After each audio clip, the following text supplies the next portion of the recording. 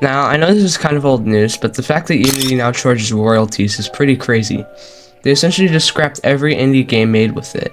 But I've only used Unity a couple of times, so I can't be talking, because I've been a Roblox dev, which is still a powerful tool, don't get me wrong, but I've been more interested in a game engine called Godot. I wanted to see how hard it would be to make a game in it, and I was surprised. Even with zero experience, it was still a very user-friendly experience. A long time ago, aka a year ago, I had an idea for a game. You're trying to delete a virus, but the virus doesn't like electronics. It doesn't like electronics because it doesn't like electricity. So you have to keep all the electronics on until the monster gets deleted by changing out the fuses. I started by talking to some people in the Godot community Discord, and then I briefly went through some documentation and watched the beginner's tutorial and followed along and ended up coming out with a finished product. So I was pretty happy about.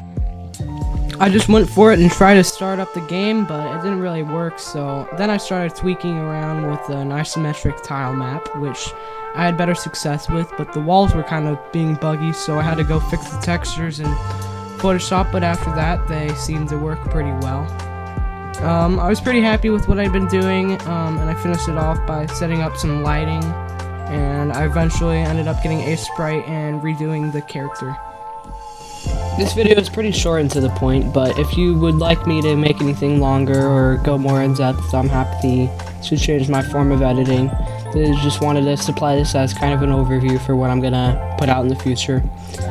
Thanks for watching. I hope you give me some support by liking or subscribing on this video, and I will see you later.